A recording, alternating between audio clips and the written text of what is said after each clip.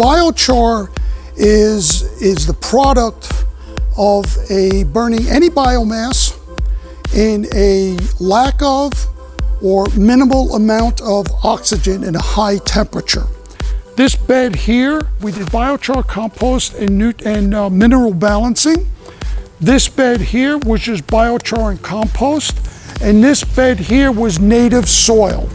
The foliage, the plants are so much more healthy and vibrant and tasty. I can attest that they're very tasty.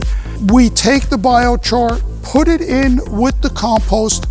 When the compost, it's co-composting, it creates this a healthy soil environment for microbes, mycelia, bacteria. It's like a microbe condominium. In composting, I personally use it at home in my compost because the nutrients, the greenhouse gases that would normally get emitted during composting process get absorbed by the biochar. Roger has now blended co-composted biochar with washed dairy manure. And this has been sitting here this winter. It's ready to go in soil. Roger's going to start marketing it this year. This is an excellent soil amendment. It has all the nutrients that one would need for a growing environment. So when one puts nutrients in a soil, whether it's in a potted environment or in a field, a lot of the nutrients, the fertilizers that one put in, they will leach away. The biochar, because of its structure and it's negatively charged, there is an absorption of those nutrients to the biochar. So they make it more readily available to the plants.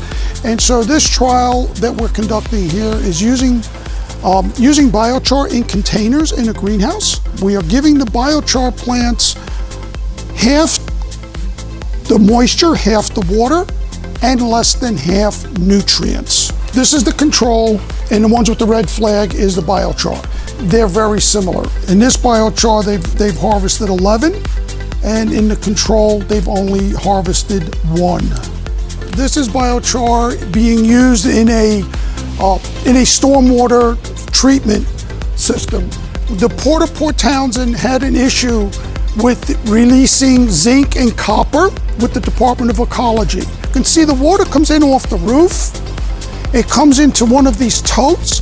This tote then separates the water, and through this, the storm water from the roof goes down into this tote, which is filled with approximately 1 cubic yard of biochar. It discharges out here and discharges into the stormwater system.